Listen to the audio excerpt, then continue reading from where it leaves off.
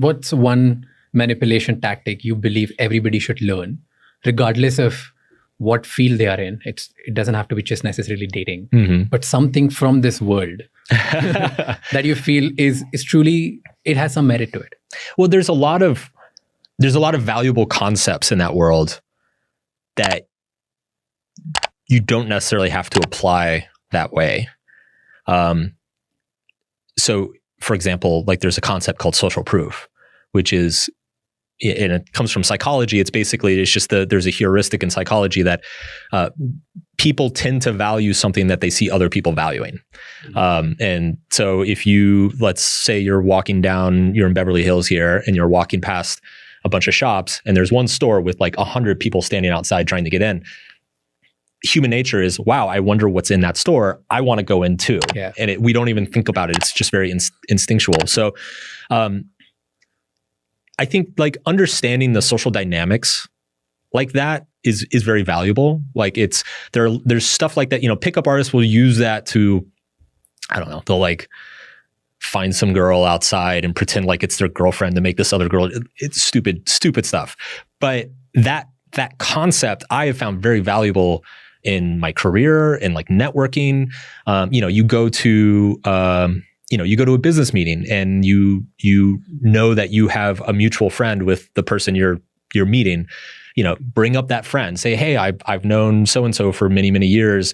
Oh, he's a good guy. He's a good friend. I've done work with him before. That's like indicating to the person that you're hoping to do business with that like you're okay, right? Because you've got this social proof of a mutual friend. So there's a bunch of stuff that's just it can be very valuable in other areas of life, but in dating, it's not good. Does it work? The social proof thing? Doesn't it come off as, in the business world or in the dating world, doesn't it come off as showing off or trying too hard?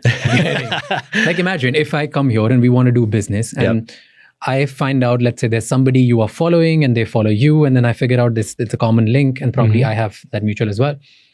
And the moment I meet you, instead of trying to form a genuine bond and a relationship which could turn into something fruitful in business world, I bring up their name and try to just show you that, hey, I know this guy and I've done this. Doesn't it come off as like?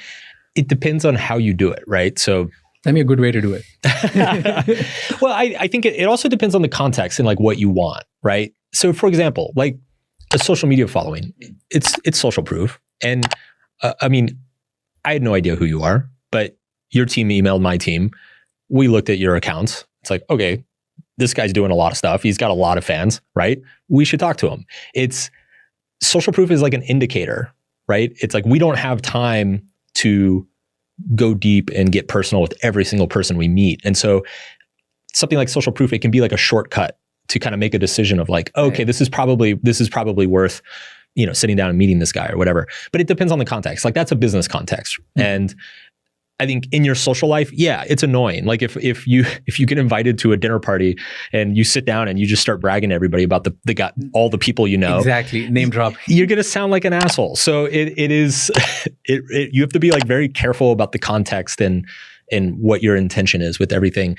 Generally speaking, I almost think of life is in two categories. There's kind of there are my personal relationships that are very unconditional. So this would be romantic relationships, this would be personal friendships, this would be family. And it's the strictest rule for all personal relationships is it is non-transactional. Every interaction I have with my friends or my wife or my parents or whatever, I'm never doing something to get something in return, because it's inauthentic, it's manipulative. And that's what protects healthy relationships in that area of my life. Then there's business, and there's like just getting things done. Like if I need to like get my passport renewed for a trip coming, I've got to go to a government office and like get something done quickly. It's like, okay, now we're in transactional world. Now I'm going to pull out all the levers I can pull to get this thing done. As long as I'm not hurting anybody, and I'm not lying to anybody, like I'm going to lean on those things, right? Same thing in business. Same thing if I'm trying to sell something to somebody. Like I'm definitely going to rely on social proof. Like if somebody's got 30 seconds watching an ad, I want them to know that like I know my shit and people know me, right? So you just have to be very careful about like where you use these domains. And the problem with the pickup artists is that they take these tactics that work in the business world and then they apply them to their romantic relationships.